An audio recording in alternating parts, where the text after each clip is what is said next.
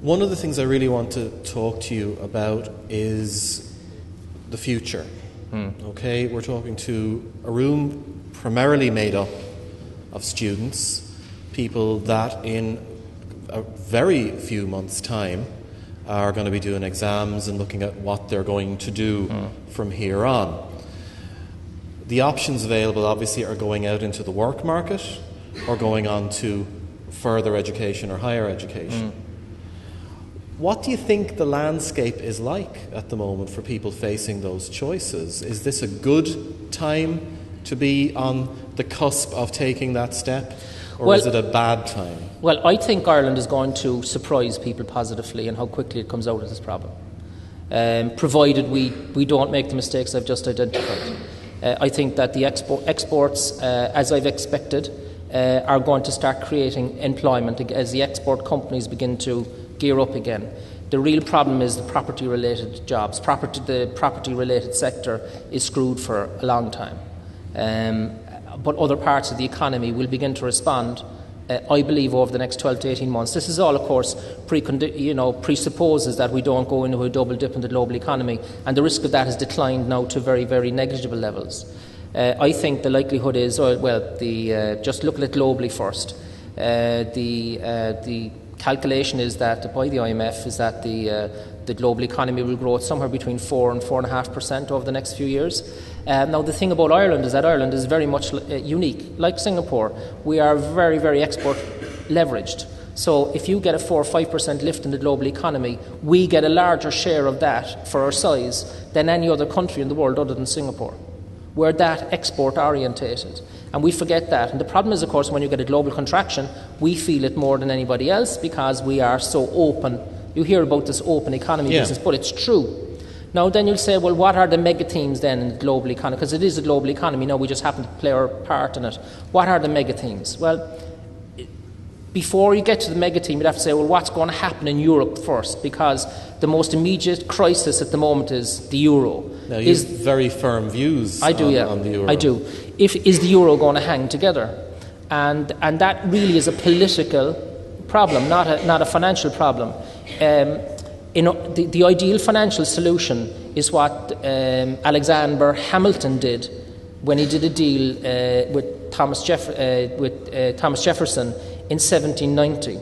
And America had just started, and you were 13 states, and they all had issuing their own bonds. And he got them to stop issuing their own bonds, and you had a consolidated US bond, US Treasury, which is now regarded as the safest bond in the world. Now, what's a bond? A bond is a way of government issuing loans, issuing paper, getting in money to finance their deficits. And we all, every country in Europe issues these bonds. And of course, the reason why we got a bailout is that nobody wanted our bonds at a price we could afford anymore. So what needs to happen is that the excess debt that Spain, Portugal, Ireland, Greece, and I think Belgium is carrying needs to be moved to the centre into a consolidated European e-bond, in other words, a common bond. So the Germans would continue to issue and pay for German bonds, the French, their own bonds, but countries like us would continue to would pay for our own bonds, but that part of our debt would actually be paid for by everybody else into the pool. And that over a period of 20 or 30 years, there would just be one bond, and there would be a financially integrated Europe. Now, can the euro break up? And the answer is yes, it can. Germany could go alone go back to the Deutschmark, but the German public is now waking up to the fact that it can't. While it's fine to talk about that, to do it is a very different thing. Because if Germany goes alone with its own Deutschmark, then Germany becomes uncompetitive. Its export boom, which is the biggest thing since the Second World War, is going to collapse. And also, in the run-up to any such change, there will be wide-scale banking collapses in Europe because all of the banks are exposed to all of the other banks. Another thing, of course, is Europe could break into Euro Strong and Euro Light. So Euro Strong would be in Northern Europe, Euro Light would be in Southern Europe. What would that mean? It would mean you'd have we'd have a choice of either going strong or light. Would we go into? But is that like a beer? Or you a bit like a beer. A Bud Light or a normal it would one? it's not going to happen. It's just a theory, right? But just in theory, how would it? Well, it would mean that we would have a choice of either going into a Euro Light, a devalued euro, or go into a euro that's likely to get stronger. So you'd have France and Holland and Germany in the strong end, and you would have perhaps Italy and Spain and Portugal and the Mediterranean countries in the weaker end. I don't think that's going to happen because it's going to create a banking collapse before it would ever happen.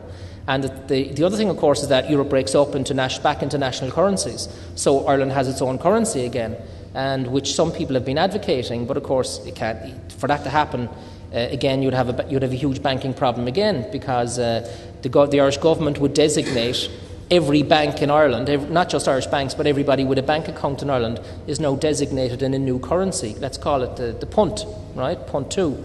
I'd call it something different. I'd call it after the people that cause us the problem. Just change a few of the letters.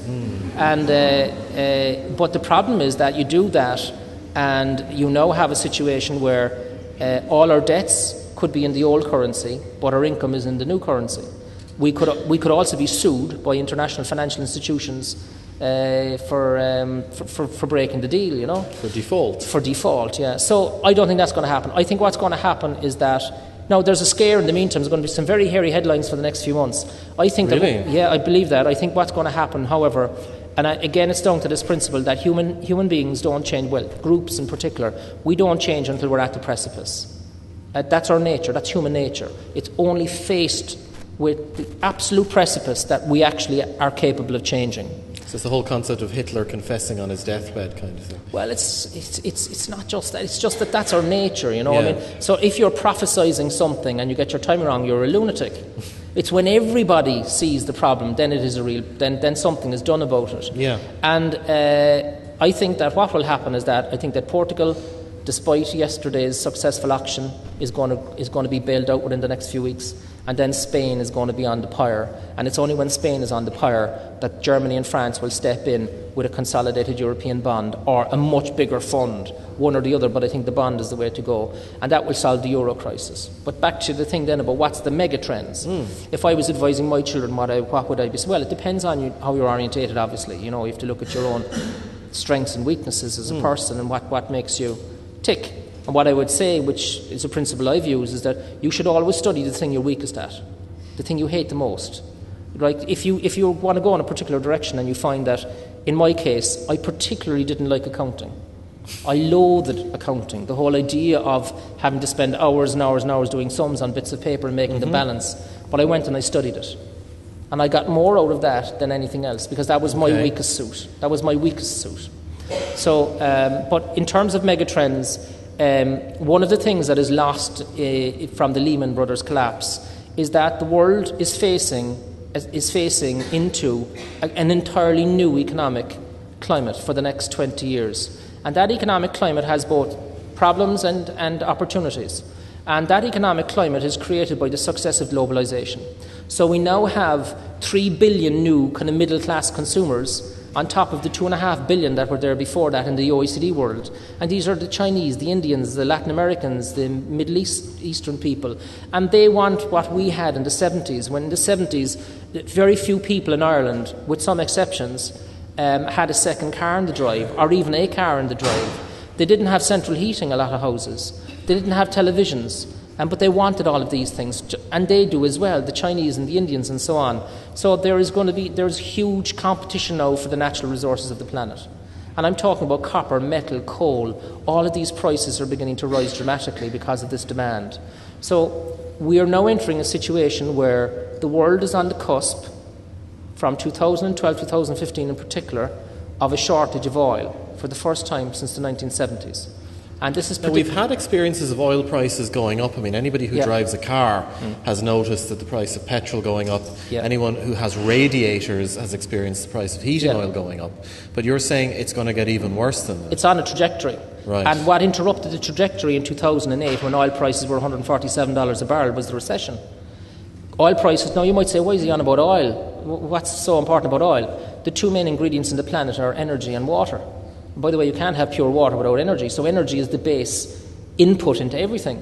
So if energy prices go above a certain point, you get demand destruction, you get destruction of economic growth, because it becomes too expensive. Yeah. So the world now is facing an enormous challenge. And by the way, this shortage of oil is predicted by the International Energy Agency, Richard Branson's UK task force on peak oil, and the US military.